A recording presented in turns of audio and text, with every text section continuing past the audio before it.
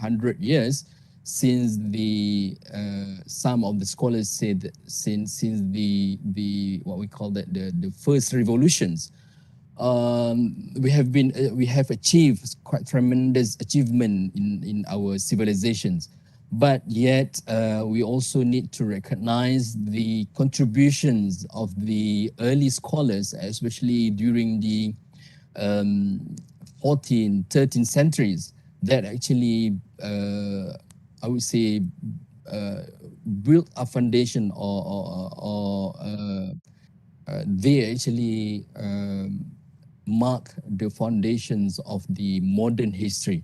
So I believe our speakers today will touch on that, how the earlier scholars, especially those in the eastern parts of the world, Muslims, scientists, that actually discover quite numbers of the discovery in terms of science and technology that actually mark the advancement of our science and technology into this world. So again, to our students, I hope that you will learn from our today's sessions. I hope that you will gain something from the today's sessions, and hope that it will benefit you and in your course especially. All right. So before I end my remark, I would like to congratulate to the organizer for the initiative to mark this event a success and bring this discourse to the public. And I believe this program will be a great platform to all scholars, academic, and students in UTM. And this will make IT, inshallah, be more visible in Malaysia, especially. So we hope that with this all discourse, with this series, will give a more reach out of academic in Islam to the other parts of in Malaysia, especially. And to all participants, we hope you enjoy this online online event, these WebEx sessions, and get a valuable session with our honorable guest speaker for today's program. Again, thank you very much, everyone, and hope you enjoy these sessions. And back to you, Dr. Izzati. Assalamualaikum warahmatullahi wabarakatuh. Waalaikumsalam warahmatullahi wabarakatuh. Thank you very much, Dr. Fauzi, for the welcoming remarks. And before we go further to our lectures and discussion, please allow me to introduce our speaker a little bit. Briefly introduction. Okay, Associate Professor Dr. Roziah Siddiq, or Mat Siddiq, has obtained her bachelor degree in Islamic Studies, in Arabic Studies and Islamic Civilization from University Kebangsaan Malaysia in 1993, and Diploma in Education from University Kebangsaan Malaysia in the following years. In 1998, she obtained her master's degrees in Arabic Study and Islamic Civilization from University of Edinburgh, and in 2010, she obtained her PhD in History, Philosophy of Islamic Science from University of Malaya. Associate Professor Dr. Roziah Siddiq have various experience as an academician and also researcher, where she was the head of Department of Arabic Studies and Islamic Civilization, Faculty of Islamic Studies, UTM, from 2003 to 2004. She was also the head of Quality Assurance from 2009 to 2013, and the Deputy Dean from 2015 to 2018 at the same faculty, Faculty of Islamic Studies, UKM, and the Deputy Director at the Center for Quality Assurance from 2013 to 2015 at UKM. She is currently the director at UKM Quality, which formerly known as Center for Quality Assurance since May 2018. Associate Professor Dr. Roziah major research efforts in history and philosophy of Islamic science, and currently in music therapy in medicine. She has written more than 100 articles, journals, proceedings, and seminars in the field of history and philosophy of Islamic science and Islamic civilization as the main author and also co-author. Among her articles are Transformation of Hospital in the Islamic Civilization from Medical Treatment Center into Teaching Hospital, Al-Hawarizmi, leading contributors to indigenization of science and Islamic civilization, and Muslim and non-Muslim collaboration, catalyst to scientific and technology excellence of Abbasid era. There's a lot more, so I'm just going to take a few of her article. So there are a lot more research publication where you can find in the field of research and also journal. Next, Associate Professor Dr. Razia Siddiq have received a research grant related to music therapy from Ministry of Higher Education Malaysia from 2016 to 2018. Other than that, her experience has widely acknowledged locally and internationally, where she was invited by La Green campaign in France to share her expertise related to music therapy in Islamic civilization. Besides that, she was also invited by Intex Open, the world leading science, technology, and medicine open access book publisher based in London to contribute in a chapter of book to music in health and disease. In addition to that, she was also invited as a keynote speaker in the World Congress of Primary Healthcare and Medicare Summit on November 2021 in Vienna, Austria. Okay. Currently, she is working on research related to the application of music therapy on higher education institution students following the COVID-19 pandemic. So I believe with her excellent background, I believe the sharing from our speakers today will benefit everyone as the topic so much related with her area of research and also interest. Cheers, I would like to remind participants, particularly the students, to pay attention to her lecture today. As today's topic are very much related and closely related to our subject. As a reminder, any of you have any question, please put them on the chat and I will try to accommodate your questions towards the end of our lecture. Without any further ado, I would like to welcome Associate Professor Dr. Razia Siddiq to begin her lecture. So thank you and welcome, Prof. Assalamualaikum warahmatullahi ta'ala wabarakatuh, and a very good day to all of you here.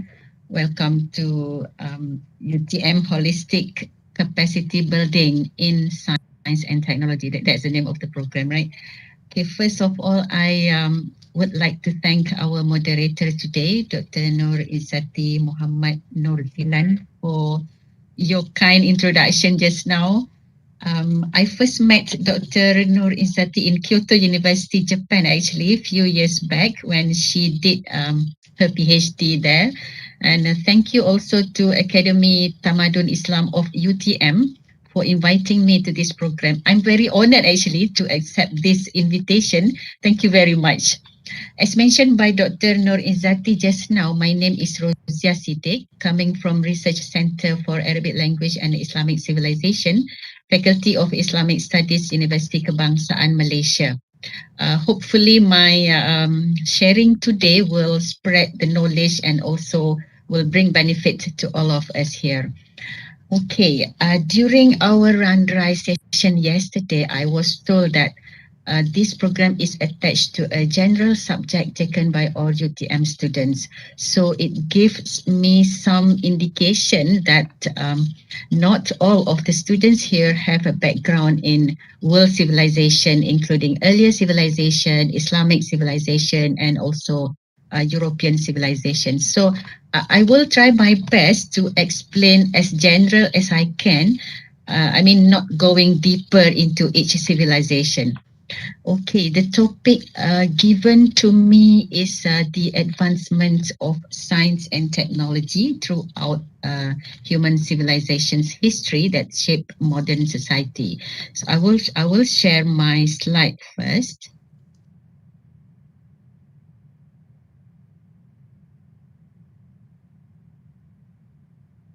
Right. Dr. Izzati, you can see my slide? Yes, Prof. Yeah, All clearly. right. Okay, thank you. So, talking about advancement in science and technology, it occurred throughout the history of human civilization, actually. If we look at the history of world civilization, we will find that all civilizations have their own advancement, have their own achievement in science and technology. The early world civilizations such as Babylon, Byzantium, ancient Egyptian, Greece, Persian civilization, what else? Indian civilization, even Chinese civilization. Each of these civilization has its scientific and technological achievement. And same goes to Islamic civilization. European civilization, they also have their own advancement of science and technology. And their society is largely shaped by this advancement in science and technology. So our discussion today will focus on the advancement of science and technology that have taken place throughout the history of human civilization. I will start the discussion with Islamic civilization as a focus point of discussion. And from there, from Islamic civilization, we will look back at the earlier civilization and the later civilization or the subsequent civilization. In other words, we will see the advancement of science and technology in Islamic civilization first, then move backwards to see the advancement of science and technology before Islamic civilization. And after that, we look forward to see the scientific and technological achievements in the subsequent civilization, which is European civilization. Why I use this concept? Because Islamic civilization inherited science and technology from previous civilizations, from earlier civilization. In fact, Islamic civilization not only inherited science and technology from earlier civilizations, but also from other civilizations that developed contemporaneously with it. Because at a time when the scientific and technological advancement is taking place in Islamic civilization, there are also other civilizations that are evolving, like Persian civilization, Indian civilization, Chinese civilization. And Islamic civilization also contributed to the advancement of science and technology of the subsequent civilization. So we will start with Islamic civilization and then go back to earlier civilization. And after that, we go to the subsequent civilization. In terms of the modern society shaped by the advancement of science and technology, we will see it in a slightly, I can say that slightly different angle, not focusing on modern society nowadays, but the modernity of society that exists in each civilization following the benefits derived from the advancement of science and technology in their respective civilization. Right, we will start with the advancement of science and technology in Islamic civilization because, as I said earlier, this is the focal point of our discussion.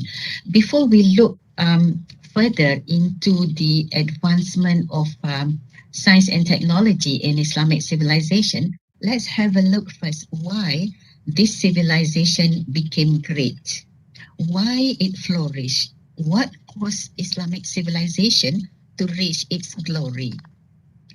Okay, the development of science and technology in any civilization is definitely driven by various factors. There are many factors led to the development of science and technology in any civilization. And same goes to Islamic civilization. There are certain factors why the science and technology flourish in this civilization. Positive attitude of the rulers, for example. Positive attitude shown by the Abbasid Caliph, Abu Ja'far al-Mansur, the second Abbasid Caliph. He was the first Caliph to approach astronomers such as An-Nawbakht and he invite An-Nawbakht to serve in his palace, and then he used Adnaubach views and advice in what we call it in melancarkan pentadbiran in smoothing the administration of the country.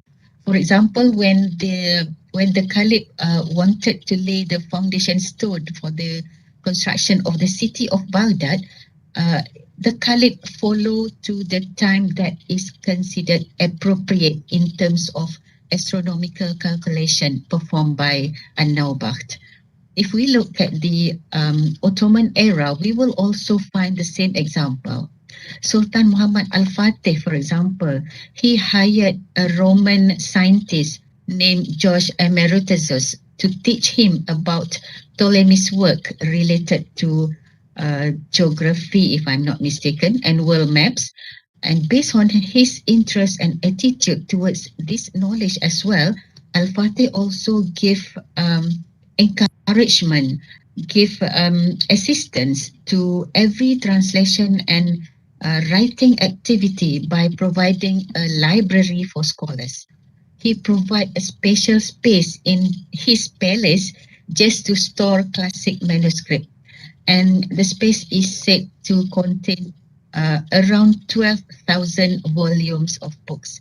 That is one factor. Another factor is the role played by individuals, as shown by the family of Banu Musa bin Shakir. They took the initiative to send scholars such as Hunayn bin Ishaq to Byzantine colonies to obtain books and manuscripts. And then they rewarded scholars who what we call it, who endeavored to translate and copy from foreign languages, as given to Hunayn bin Ishaq, as given to Thabit bin Qurra, and also as given to Hubaysh bin Al-Hassan.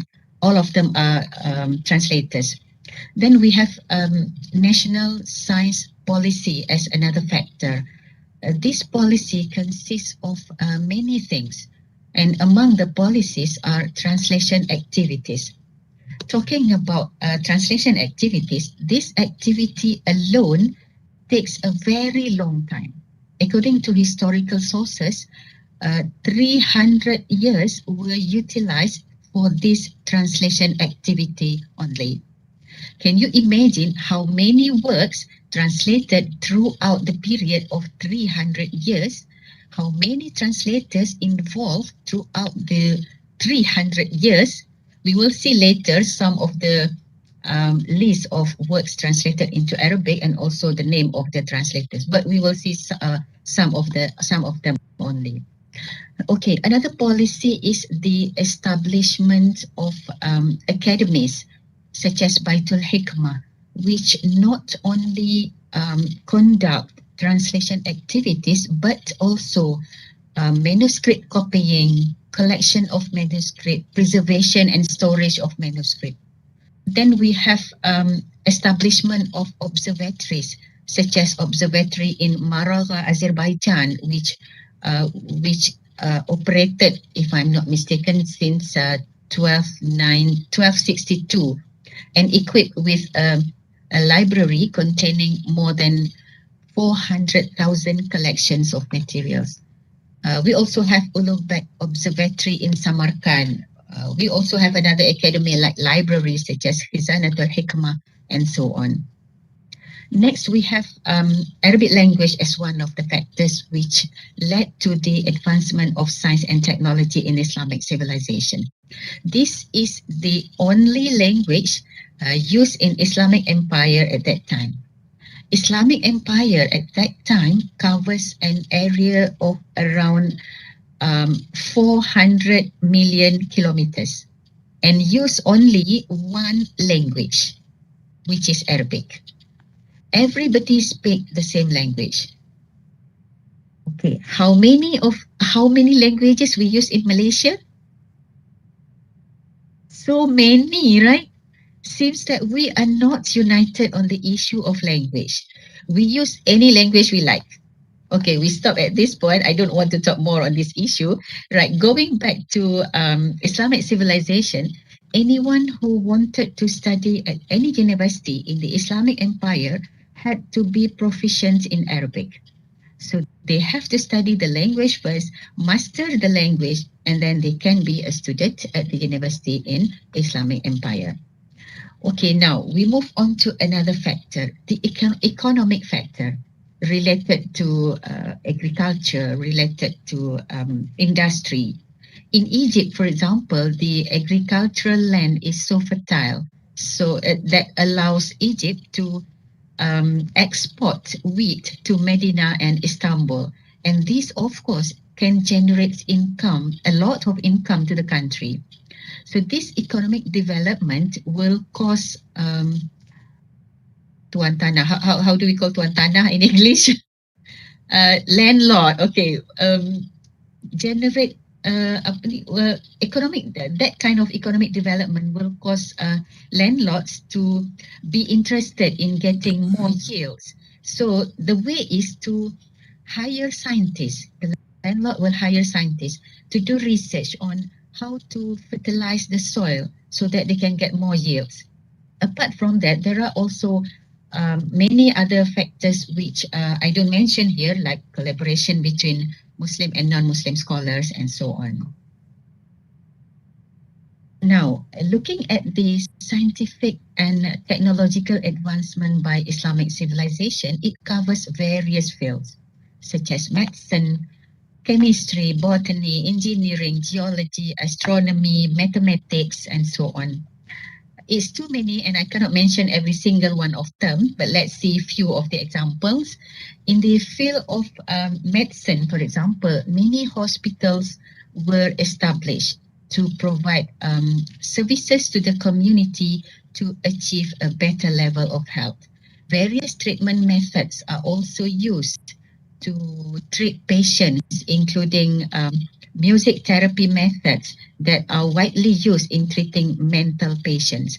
I have two postgraduate students doing research on music therapy. One of them was a master's degree student whose research focused on music therapy during the Ampasit period, and the other student was doing Doctor of Philosophy research focusing on the epistemology of music therapy and its application at the Bimarastan Al-Mansuri in the 13th century. And both of them have since then graduated. But their studies show that music therapy is widely applied in medicine, not only in Islamic civilization, but also in other civilizations. And until today, it is still applied in treating mental illness. Okay, going back to the scientific and technological advancement of Islamic civilization. Just now we talked about the advancement in medicine. Now we go to astronomy. In the field of astronomy, many observatories were developed, as well as astronomical instruments such as astrolabe.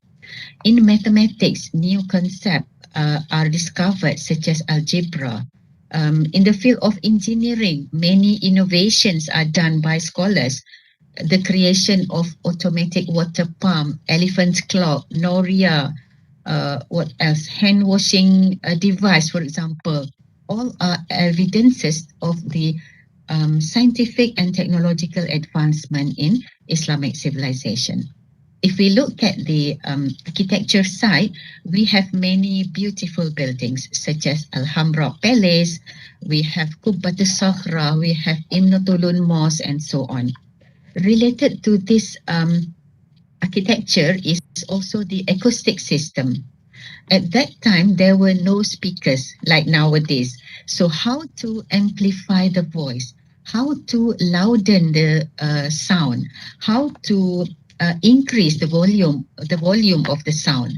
What Islamic civilization did was using the dome, kubah, macam kubah masjid tu. So the dome is used as a sound collector and amplifier that serve as a speaker. For example, the large dome in the Sulaimaniye Mosque in Istanbul serve as a voice chanter. And the same mosque also have another 27 small domes. And these 27 small domes function to absorb the high sound reflection and then reflect the sound back into the mosque. And the reflection occurs simultaneously, balance and doesn't resonate. Okay, in each of these fields, there are also famous figures. In medicine, for example, we have Ibn Sina, we have Ar-Razi, we have Az-Zahrawi. In astronomy, we have Al-Battani, we have Abdurrahman As-Sufi, we have Ibn al-Haytham. In mathematics, we have Al-Khwarizmi, we also have Al-Majriti. In engineering, we have Al-Jazari, we have Banu Musa bin Shakir. In architecture, we have Mimar Sinan. In botany, we have Ad-Dinawari and many more. Behind all this, there is one fact that we need to acknowledge and cannot be denied, which is the legacy of earlier civilizations that actually also contributed to the advancement of science and technology in Islamic civilization. The heritage of the civilizations involved is the heritage of the Greece, Persian civilization, Indian civilization, and also Chinese civilization. Each civilization contributes in a different way, actually, but overall, there is one similarity between almost all these civilizations, which is contributing through translation activities. Okay, we go to translation activities. This is the list of works from Greek civilization translated into Arabic. I'm sorry, the slide is in Malay. But the first column refers to a title of the original work. The second column refers to the writer of the original work. The third column refers to the translators of the original work. And the fourth column refers to the title of the translated work. And this is a work from Indian civilization translated into Arabic civilization. Again, the first column is the title of the original work. The second one is the author. And the third column is the translator. And the fourth one is the title of the what we call it, translated work. And these the list of the works translated from Persian civilization into Arabic. Okay, the list I showed earlier doesn't describe the entire translated work. That's only part of it. Right, let's see a little bit of what's behind this translation activity. When works from other civilizations translated into Arabic, it actually shows the greatness of the scholars at that time who were able to master various languages, right? Meaning that they are not only fluent in Arabic, but some of them are fluent in Greek, some of them are fluent in Persian, Sanskrit, Pahlavi, Hindi, and so on. But it doesn't mean that every scholar masters all these languages. Because what happened in what happened in the translation activities in Islamic civilization is that if the translator is good in Greek and Arabic, they will directly translate the works into Arabic. But if the translator is good in Greek and Persian, but not in Arabic, then the translator will translate the works into Persian. Then other translator will do the translation from Persian into Arabic. So some were translated directly from original language into Arabic. Some were translated into other language first, and then from that language it was translated into Arabic, depending on the ability of the translator. So it is clear here that in the process of translation, the main requirement is mastery of two languages, at least two languages, namely the original language of the work and the target language, which is Arabic in this case. In fact, this translation can be a pretty lucrative source of income. Even in Islamic civilization, translators were rewarded handsomely. Okay, if we look at the record of Ibn Abi Usaybi'ah, for example, he said that the Caliph Al-Ma'mun, one of the Abbasid Caliph, had gifted some gold nuggets to Hunan bin Ishaq, as heavy as the books that had been translated. See, okay, let me share with you one story, or maybe we can call it a tactic or maybe strategy. Okay, during the Islamic civilization, reward given to translator is measured based on the weight of the translated manuscript. So there are translators who tend to write a single translated word on a piece of paper. One piece of paper only contains one word. Okay, each sheet has only one word, Izati. So they actually weight them the paper to get the amount of Yes. sheet we paid. Okay, very interesting. So if the translated manuscript is supposed to be, let's say, 200 words, it actually should be written in on just a few sheets, right? But when each sheet has only one word, then 200 words will produce 200 sheets. Oh, So the translators will get more reward. yeah. It's happening for us today that we are very lucky. Okay, Okay, still related to the reward given to translators, there are also sources that mention that the Caliph Al-Ma'mun, one of the Abbasid Caliph, also paid a monthly salary to translators, such as Hunain bin Ishaq, Hubaysh bin Al-Asam, and also Thabit bin Qurra. They were paid around 500 dinars a month, which is considered high at that time. And this shows that translators are not only paid for their translations work, but at the same time, some of them are also given a monthly salary. Even now, we still have translation activities, and there are decent reward for these efforts.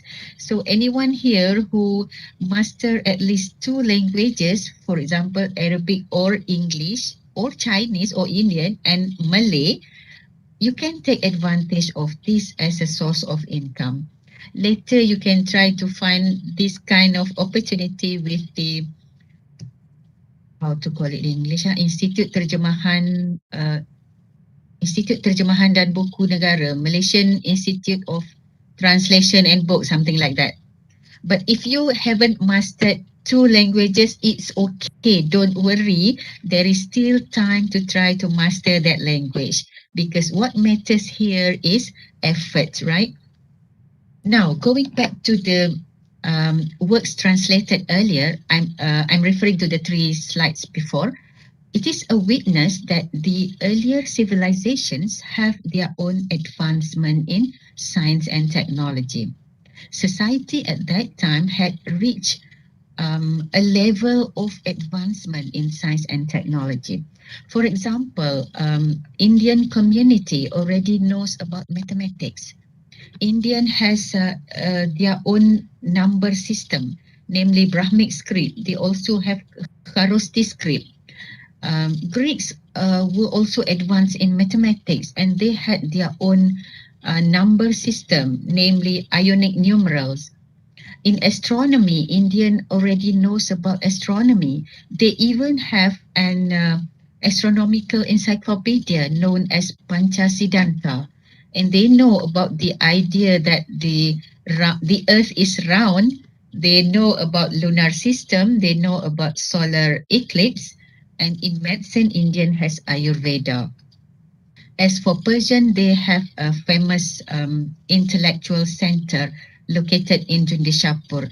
If we refer to Said Hussein Nasr, he mentioned that Jundishapur emerged as a famous center of intellectual culture. Its fame caused many scholars like Persian, Jewish, Syrian, and even Indian medical scholars to be interested to be there, to be at the Jundishapur. Among the scholars who were active in Jundishapur were Masawai and Al-Barmaki's family. They are Persian. Masya Allah Ibn Atari, he's a Jewish. Kankah Al-Hindi and Mankah Al-Hindi, both are Indian, and also Jurjis bin Jibrail bin Bakhtiashuk, who is a Syrian. Jurjis at that time was the chief physician responsible for managing the hospital at Jundishapur until the year 760, if I'm not mistaken. He was then invited to serve as the personal physician of the Abbasid Caliph at that time, and then he came to Baghdad to serve Caliph Abu Ja'far al-Mansur, the second Abbasid Caliph. Why he came to Baghdad? Because he was invited by the Caliph. At the beginning, of course, to personally treat the Caliph for his illness. The Caliph at that time was suffering from dyspepsia, a stomach ailment caused by indigestion. He actually tried to seek treatment from another doctor, but his condition wasn't getting better. So the Caliph took an initiative to gather all the well-known physicians, and he asked them, "Does any of you know a skillful physician?" And they replied, "At this time, not a single physician is able to take over the skills of Jurjis, the chief physician at Jundishapur at that time. He's very good in medical field, and he's also a prolific writer of many medical treatises." And following that, Caliph Abu Ja'far al-Mansur invited Jurjis to come to Baghdad and serve him. Okay, we have seen the advancement of science and technology in Islamic civilization as the focal point of the discussion. We have also stepped back to see the advancement of science and technology in earlier civilization. Now we will look at the advancement of science and technology in European civilization, which actually has indirectly risen from the following the contribution of Islamic civilization. Okay, when Islamic civilization reached its heyday in terms of science and technology, the achievement of science in Europe was very low. And it was until the 14th century. Many sources associate the period as Dark Ages in Europe, but this doesn't mean that science doesn't exist at all. Only that the study is more individual, the study is more isolated. Okay, the series of crusades that took place between Muslim and Christianity since the 11th century and continued to several centuries showed to the European army that they were very technologically backward compared to Islam.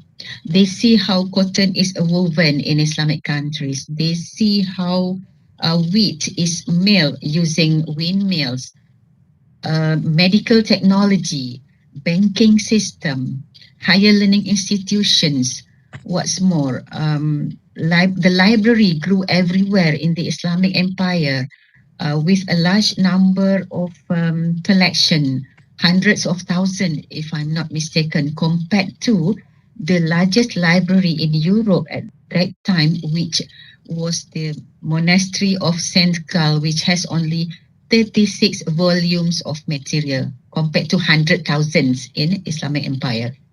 To some extent, these crusades initiated an eruption of Western thinking that they wanted to come out of their dark ages. Many European students began to come to universities in Andalus, such as the University of Cordoba, to study Islamic science. And for this purpose, they need to learn Arabic, because Arabic has become an intellectual and scientific language at that time. In fact, many European figures were proficient in Arabic, including Adelaide of Bath, Gerard of Cremona, John of Sevilla, Robert of Chester, William of Lunis, and also Stephenson of Saragossa. So now, how can the advancement of science and technology in Islamic civilization reach Europe? We will look at this by focusing on Andalus. Why Andalus? because Andalus is the location where the transfer of scientific and technological advancement occurred from Islamic civilization to European civilization. Okay, the main method of how this transfer takes place is, of course, through translation.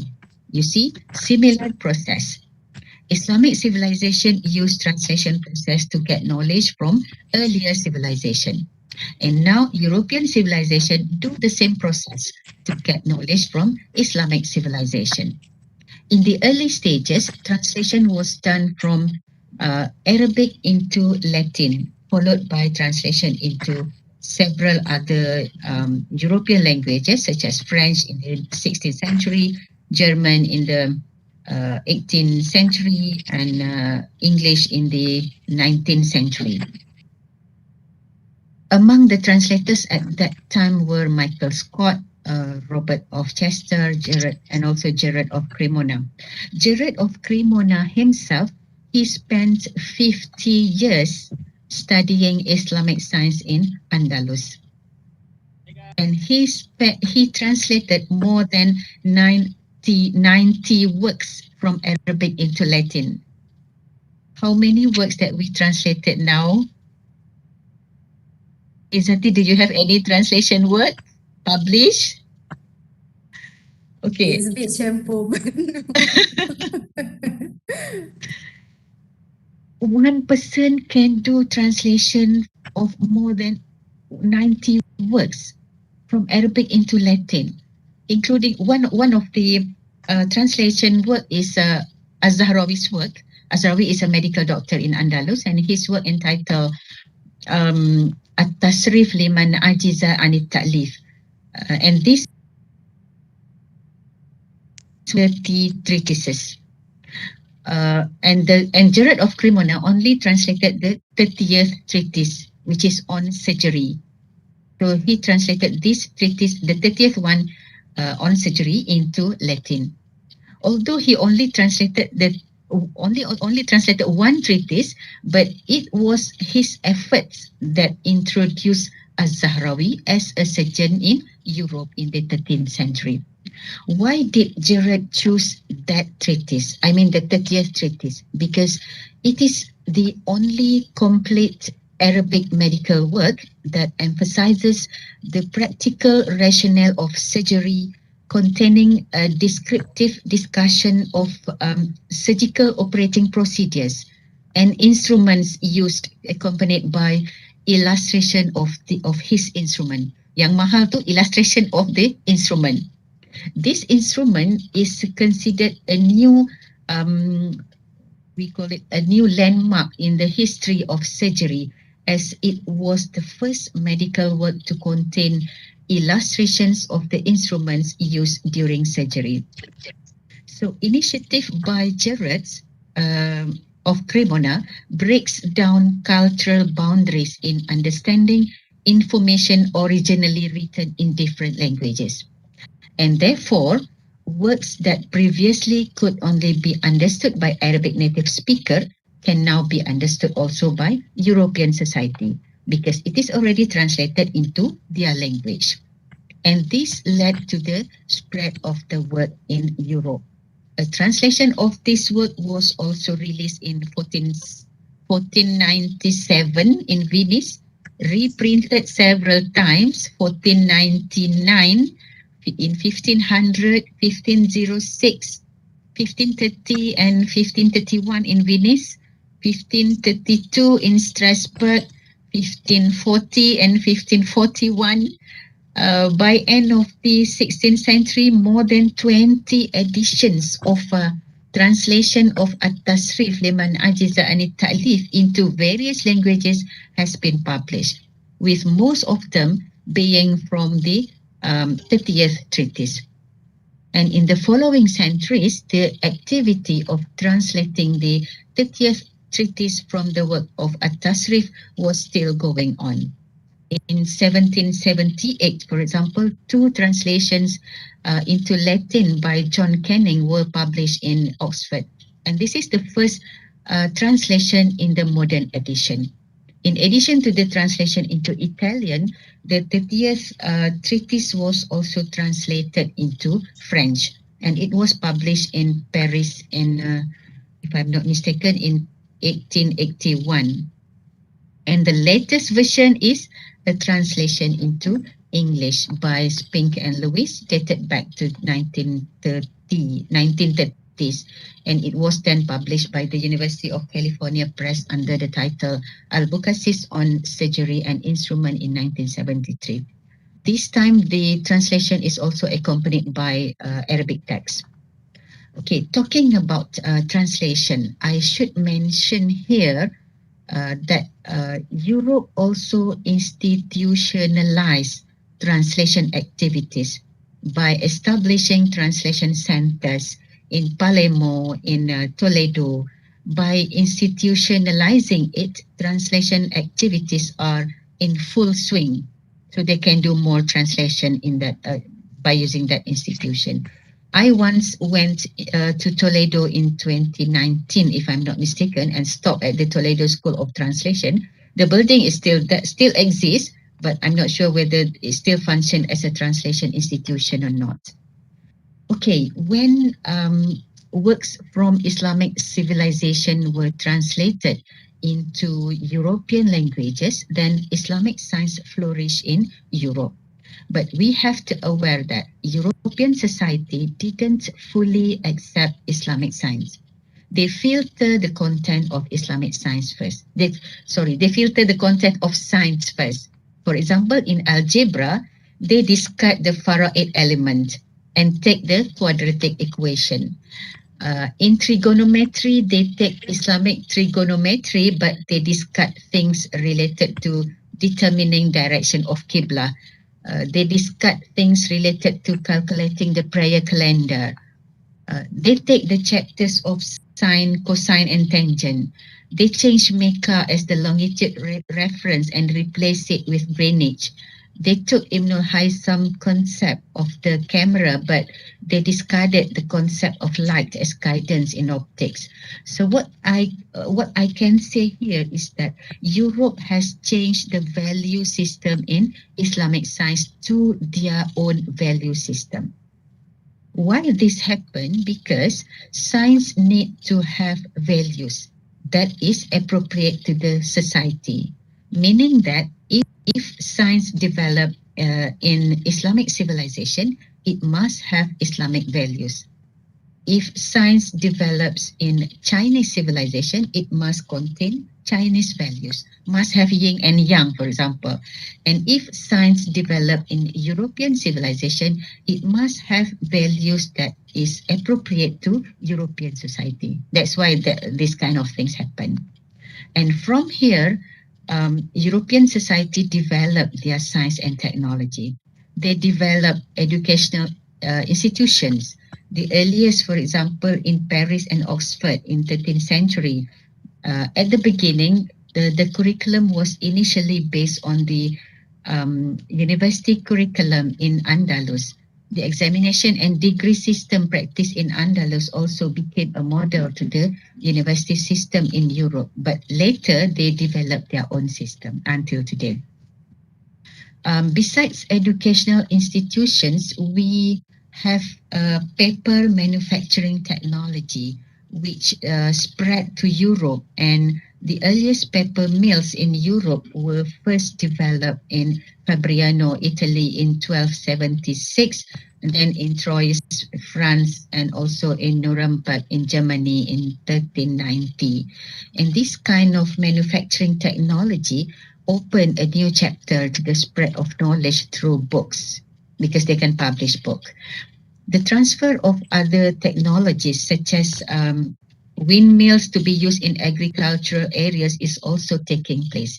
Drainage system, irrigation systems is used in agricultural areas.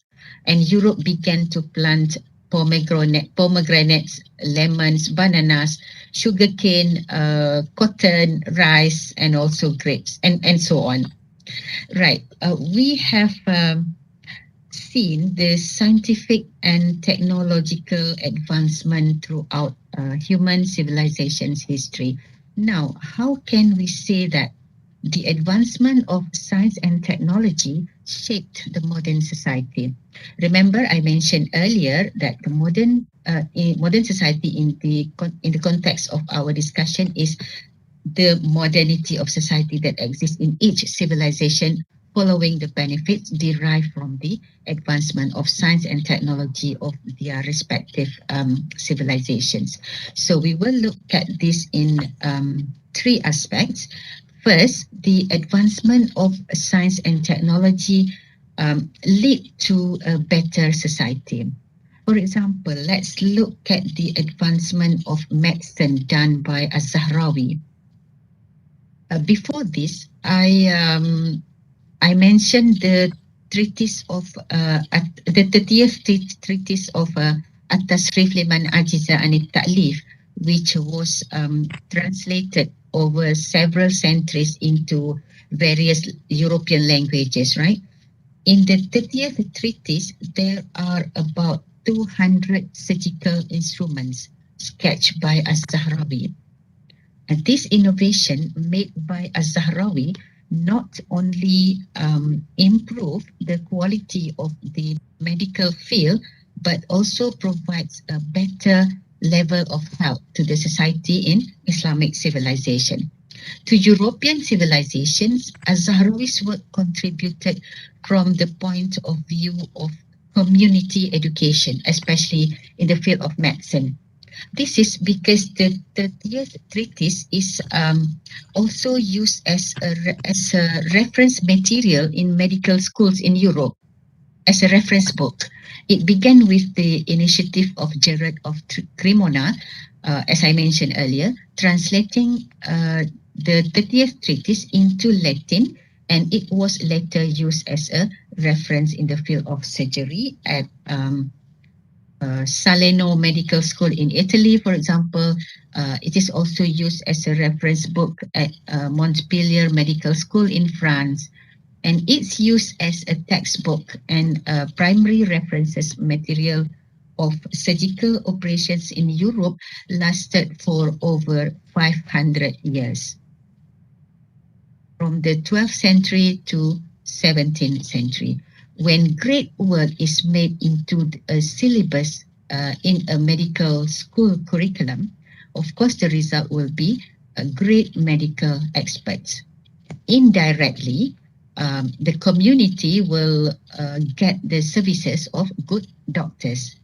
They will also contribute to a better standard of public health. Secondly, the issue of sustainability of innovation generated in science and technology. If we focus on the surgical instrument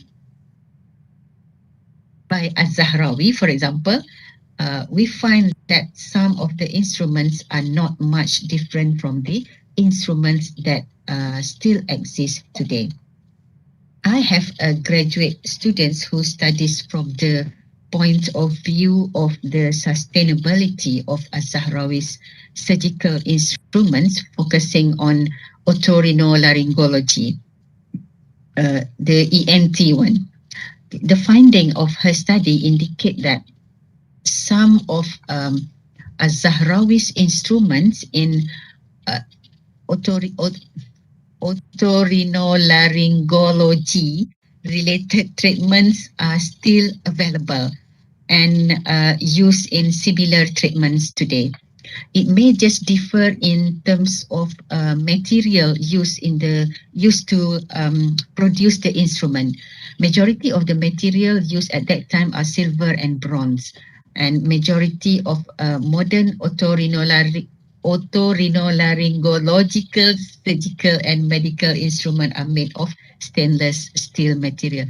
It's difficult to pronounce otorhinolaryngological. I'm sorry, I'm not a medical doctor. I practice many times to pronounce this word. So the modern instrument made of stainless steel material. But in terms of instrument form, there are instruments that still retain their basic form. So in this context, the advancement in this field of medicine were not only benefited by the society at that time, but the benefits still continue until today. Thirdly, offering a variety of alternative methods of disease treatment to the community. For example, in the field of medicine, one method of treatment introduced is the application of music therapy. This method has been used in various world civilizations, including Greece, Islam, and even until today, it is still exists actually. Yesterday, I managed to join a forum on music therapy in special education organized by University Putra Malaysia. So it means that music therapy is not only applied in medicine but also in education. And I came across a book mentioning about Pythagoras, a famous Greek scholar who died in the year 495 before century. He suggested that music therapy be applied to a person experiencing disappointment and also to hot-tempered persons. So let's say you are now experiencing disappointment or you are a hot-tempered person, then try to listen to music. See what happened to your emotion. Let's say you are worried about your study. You cannot go to the library physically. You cannot go to the laboratory to do research. You cannot hoo-ha with your friends. How to say hoo-ha in English? Mingle around maybe. You cannot mingle around with your friends with full of SOPs. You have to study online but with limited internet access. So try to listen to music, see what happened to your emotion. But please don't try it now, you can try it later, okay? So to conclude the presentation, I might say that every single civilization has the scientific and technological advancement. They have their own achievement and they also inherited from earlier civilization. History of world civilization clearly prove this thing. So I will stop my presentation here. I really hope that it will benefit all of you, fellow friends and also students. And should you have any queries, please do not hesitate to contact me. And this is my email address. If you have anything, you can contact me. Thank you very much for your attention. And over to you, Dr. Izzati. All right, thank you very much, Prof. Honestly, this is a very interesting fact that we are sharing, and I believe students will be benefited a lot from your lecture. Okay, it seems like you have covered and sum up about our third and fourth chapter of this subject. So, very interesting, and I hope that students could learn and take what we discussed today and what been told by be lectured by Prof. Rosia. So I believe we have few questions yet. I'm not sure. Yeah, we are opening the question to the audience. Either student or lecturers, please feel free to ask a question if you have any question. So before I also wanted to ask you a question, but I think I should give the opportunity towards the audience first. Do you have any question, Doctor? Because we are using online, so some of the question in the Facebook, Prof. So we have to wait. Okay. They're transferring the question to me. All right. Assalamualaikum. Waalaikumsalam warahmatullahi wabarakatuh. Yes, Dr. Nasiba. Okay, actually, I have one question, Prof. So from our discussion, you have introduced about many previous civilizations, and there were many achievements from these civilizations, which was then transferred to the later civilization. And my question is, so according to maybe historian, what were the contributing factors that caused this civilization to crumble? So they are at their top golden age, and then they crumble. So what were the factors that contribute to the demise of this civilization? Maybe we can learn something from their mistakes. Mm. Thank you. Okay, thank you very much, Dr. Nasiba. Prof, you're welcome to answer it first. Okay, you don't want to collect the question first, right? I think it will take time, so let's Okay. answer the question in first. Okay, so Dr. Nasiba talking about the demolishment of the civilization, Mhm. right? Okay, we have in civilization we have a cycle. Normally, the cycle of civilization is 40 years. That's the normal cycle mentioned by many scholars. So in the beginning, they will start the civilization, and then they will reach its peak, and then they will demolish and then the civilization will demolish. So around 40 years of time it will happen. Why it happened? Of course, it is there are many factors of that, but one of the factor is the cycle itself. According to the study done by many scholars, they mentioned that each civilization has a cycle. So we need to do something actually to maintain the advancement of each civilization, or nowadays we have to maintain our own civilization, because if we want to go back to Islamic, if we refer back to the Islamic civilization, it reached its peak around how many centuries? Nine ninth century, the 9th century, and until 12th centuries. And after that, it is going down slowly and then demolished. But it happened maybe in one location, let's say in Baghdad, because the fall of Baghdad is in 1258, if I'm not mistaken. But after that, we have to remember that we have other location for Islamic empire. We have Ottoman Empire at that time. So the location is different, but in Baghdad, the fall of the kingdom is 1258.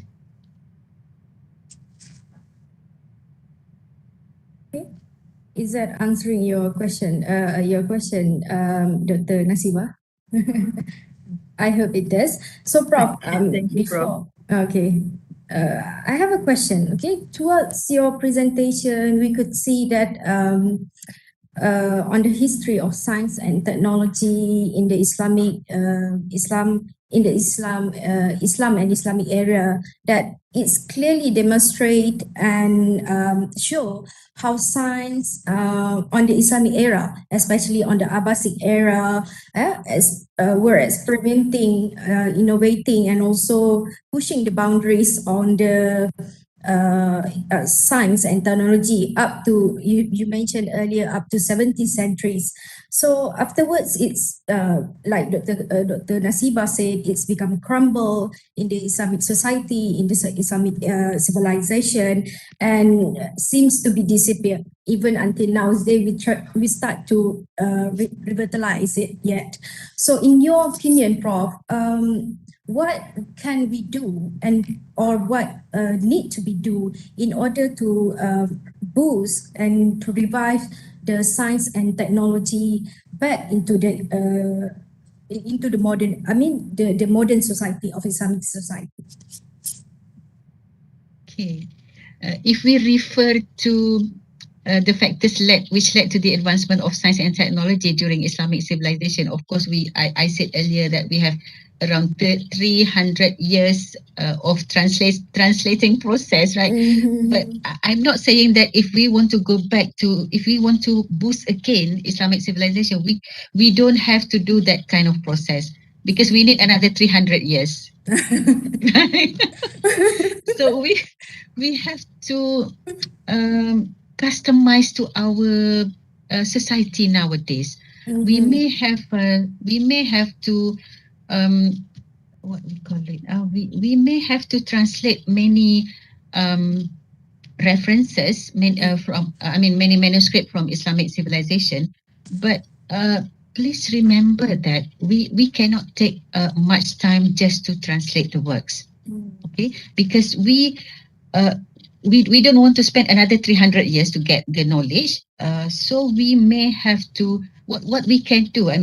What we can do maybe some people or some institution do the process, but other people can do their parts. Like we can put the content, the knowledge of the Islamic civilization in our syllabus in schools, whether in primary school or in secondary school, because as I know, many school students they only learn Islamic history until Abbasid period. That's the normal syllabus of our school. So we need to show to our students, we need to put in our syllabus the whole content of the Islamic history, so Islamic civilization, so they will know how good we were in the past, and they will know what Islamic civilization do when they want to develop their civilization. When we want to develop our civilization. Okay. Look like we are not Muslim. Okay. One more thing is we have to remember that development of civilization happen when we interact with other civilization. Okay, like you see before in my presentation, I mentioned that Islamic civilization interact with earlier civilization, and then European civilization interact with Islamic civilization, and by interacting between civilization, they can actually boost their development of science and technology. So we nowadays we can do the same thing, not only translating the works, but also interact with other civilization. One more thing about translation, Izati. I have to remind remind us that we cannot translate from English into Malay. If we want to know the knowledge from Islamic civilization, which are written in Arabic, we cannot translate it from English into Malay, because I know many of the Islamic manuscript were translated into English, into Latin, and then into English, and we got the English translation, right? Because many of us don't know Arabic, so we cannot read the Arabic books. So we have to depend on the English version. But in translation, we cannot translate from English version because we have to go back to the original work. So if we want to do again the translation process, then we have to go back to the original work written in Arabic and then translate from the original work into Malay, if we want to do that. But unfortunately, it seems that our society don't really go into the translation manuscript or translation of work, which is I That's think right. is a bit sad things that happen. Because it's so difficult, Arabic is not easy to understand. It's more complicated than English, actually. I have a friend who always work for ITBM to translate Arabic books into Malay. Sometimes she translate the book. Sometimes she was asked to do the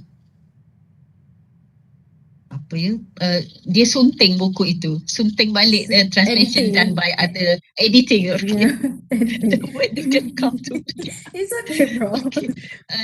She just do the editing process. But doing editing is more difficult than translating actually. Yeah, of course. Proofreading and such are very, very Yeah. difficult. So, So we it's have to learn many foreign languages actually to master that language so that we can understand many knowledge. It somehow remind me one of my Japanese colleague. We're very excited to translate the halal concept in our in Malay words into the Japanese. So I think this is how we see how translation and knowledge transfer are important, and how we should connecting with another civilization and also another society in order to boost our knowledge more. So Exactly. You are good in Japanese, so you better take this opportunity to translate to translate Islamic knowledge into Japanese, so that you can benefit. not really problem. That's I think that's going to need a lot more time perhaps, but inshallah we try to collaborate on this in the future, inshallah. So I actually have one more question. Do you have okay, we still opening it. Seems like we don't have any question. So the student from here, do you have any question to Prof. Razia regards to your subject and everything?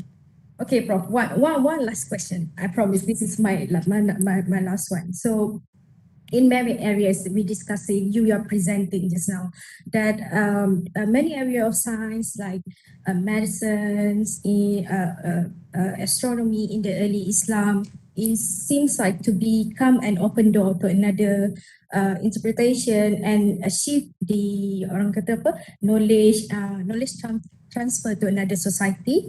Yet they filter the substance and also the value in Islamic knowledge by removing the Islamic concept in it. So this we could see how the importance of Islamic scholar, the importance of our society to go into the orang kata apa the importance of Islamic scholar lah dalam in the academic and also the research science and technology. So how we could synchronize? Okay, sekarang ni the problem is the society think that everything happened because of Allah have arranged everything for you.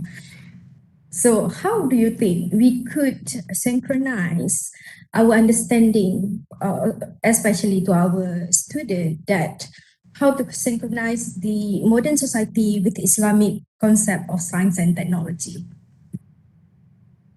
Okay.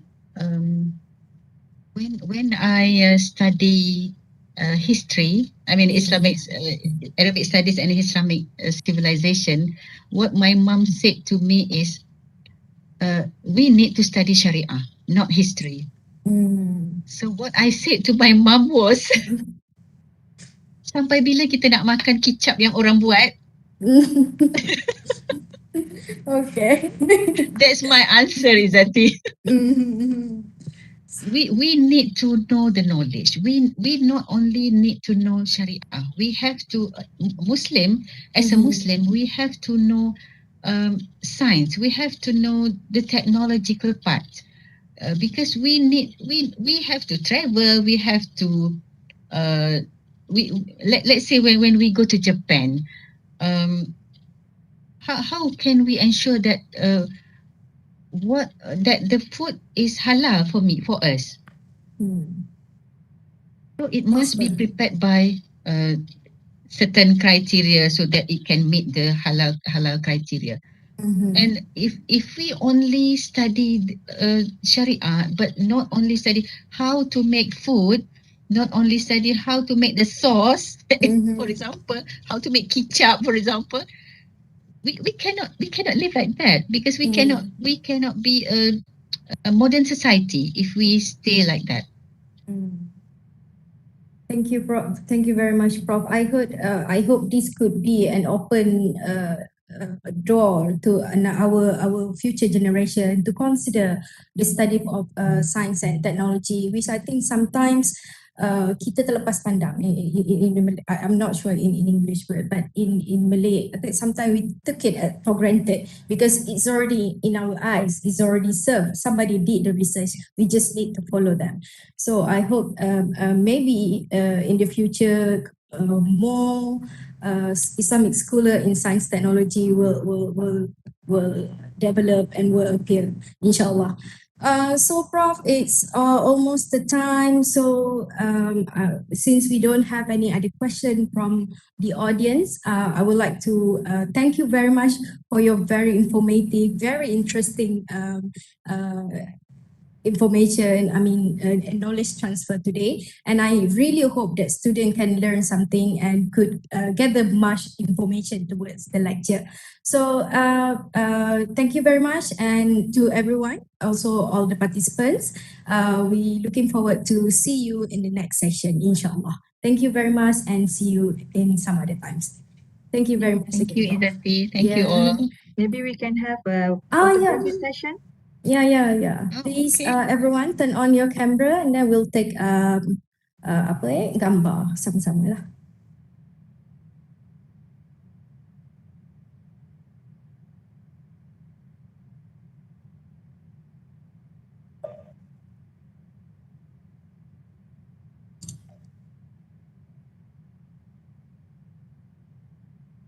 Okay, ready? 1, 2